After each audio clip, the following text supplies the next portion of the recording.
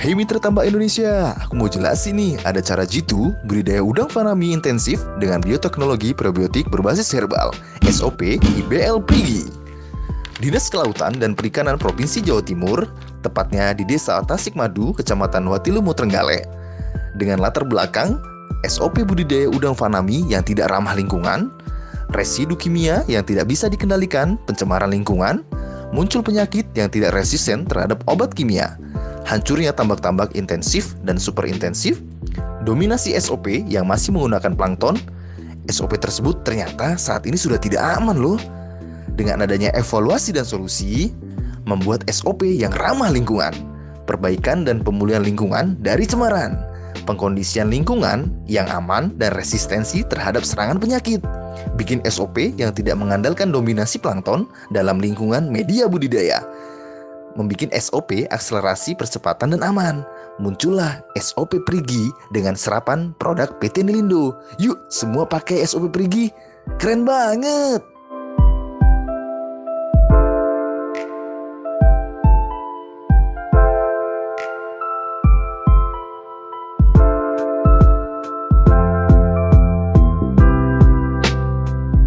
Jadi gini, saat ini AAPND kan udah masuk, dulu nggak ada. Begitu masuk ini endemik. Endemik itu tersebar sudah ke lingkungan, perairan, bahkan pencemaran sudah di sekitar tambak kita.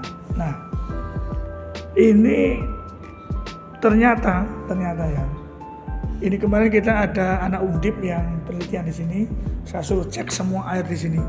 Jadi air masuk pun sudah mengandung Vibrio. Sudah mengandung Vibrio, air baru masuk dari sumur, belum diapa-apain. Itu sudah mengandung Vibrio. Vibrio itu biangnya AAPND.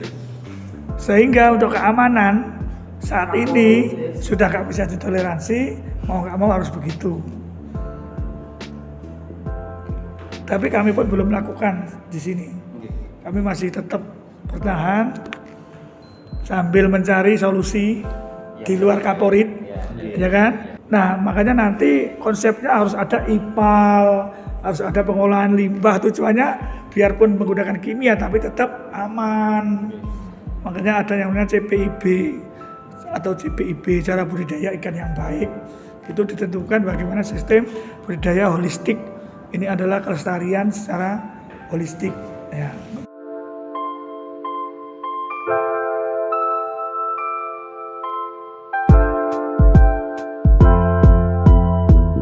Jadi gini, gitu, busa itu sajane konotasinya banyak. Busa ini juga karena amonia yang ada di bawah ini teroksidasi jadinya busa. Ya, bisa saja aktivasi bakteri itu juga busa. Nah, ini yang mana? Gitu loh, busanya yang mana? Kalau, itu kan? Kalau cenderung ada berwarna coklat kan mungkin ada tambahan-tambahan kelekam gitu Pak. Iya. Dia biasanya bersih Pak kalau ini ya. Bersih, apapun, berbusa itu aktivasi. Artinya bagus ya Pak? Iya, bagus. Tapi biarpun ada coklat-coklatnya, itu juga nggak masalah karena coklatnya dari kelekap yang naik atau yang lain. Intinya airnya nanti nggak bau, nggak busuk. Itu intinya. Nggak berlebih. Tapi kan memang cenderung SOP kita kan berbusa ya Mas ya. Iya. Mana ada busa gitu. Itu bagus. Bagus. Aktivasi bakterinya masuk. Makanya 24 jam sebelum tebar itu kincir harus on semua, full. Atau bahkan 2 hari. Sebelum tebar benur. Iya, sebelum tebar benur full. Nanti pas tebar benur nanti. Iya. Itu tujuannya apabila masih ada proses di komposer di bawah belum selesai, itu hasilnya kan nitrat amonia, ya kan? Itu makanya dengan 24 jam full on habis netral. Dan itu pasti berbusa full nanti, bahkan bisa nutup semua permukaan air. Itu dampaknya. Itu campur aktivasi bakteri ya, penetralan amonia iya, dua-duanya itu. Nggak usah panik. Kadang sebelum tebar belum diaktifkan itu bawah masih racun. Iya, benar. Tuh, bawah masih racun. Siap. Belum netral. Makanya harus on 24 jam minimal sebelum terbang. Semua kincir on semua, jadi kenceng. Jadi gini, kecerahan itu relatif kan tergantung keberadaan sumber air juga. Ono daerah yang subur gampang pekat, ada yang sulit pekat, macam-macam. Jadi idealnya kan kecerahan itu yang ideal kan 40 sebenarnya ya. 40-50 lah awal tebar itu. Jadi kalau misalkan dalam proses perjalanan selama 14 hari persiapan, misalkan hari kelima udah 40 ya sudah selesai. Nggak usah masuk POT lagi, POC lagi, situasional gitu ya.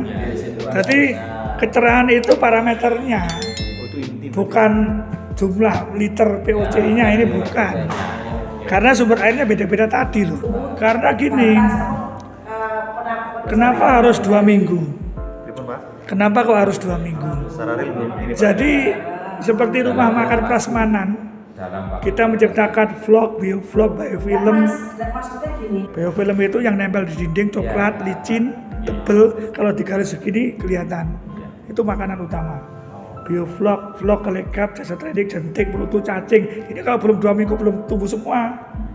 Ibarat rumah makan prasmanan belum masak. Gitu loh. Setelah 2 minggu lengkap, tinggal pilih yang mana. Ini dasarnya di situ. Lah, dalam sejarah udang, SOP Perigi untuk persiapan kolam itu paling sempurna. Belum ada yang nandingi. Paling sempurna. Nggak ada yang nandingi. Misalkan mau diadu dibandingkan dengan SOP manapun berani, pasti menang. Karena apa? SOP kita dengan tumbuhnya berbagai macam bahan makanan alami tadi, biofilm, biovlog, vlog, kelekap, jasa training, jentik, pelutu, cacing, ini seperti rumah makan prasmanan. Bendur masuk, pertanyaannya saya mau pilih yang mana? SOP yang lain semuanya rata-rata hanya fitoplankton yang tumbuh atau bakteri mainnya. Itu bukan makanan. Udang karnivor, nggak makan fitoplankton. Begitu masuk pertanyaannya, saya mau makan apa? Coba, mau diadu dengan rumah makan prasmanan, kalah dia. Sudah itu pasti. Jadi kalau persiapan media paling bagus punya kita, diakui. Kolam tanah lebih sederhana.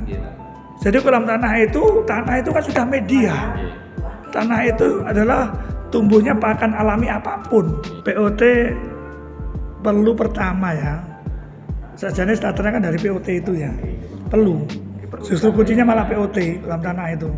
Begitu kita start pakai POT, itu nanti kita tinggal ngawal dengan POC tapi dosisnya rendah. Jadi tujuannya untuk menumbuhkan ini Pak Eka? Berarti potensi pakan alami yang di tanah itu bisa muncul.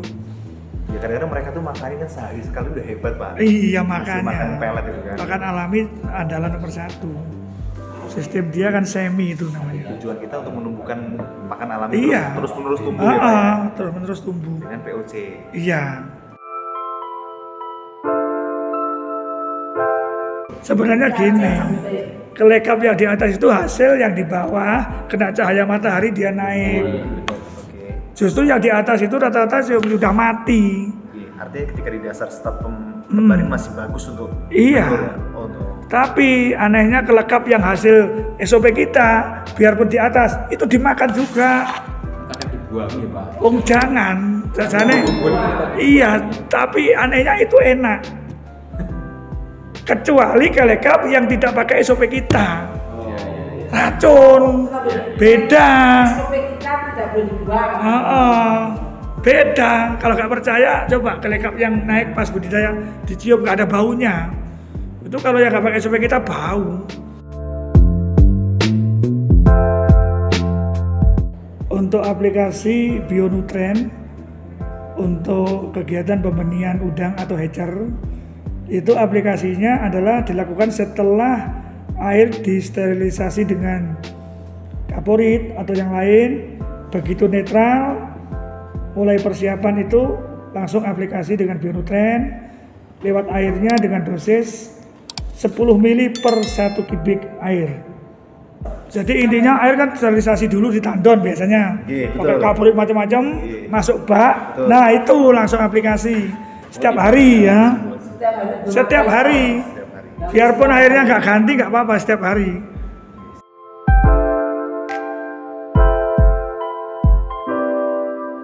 Pada dasarnya Anda semua harus tahu, udang itu di alam makan 24 jam.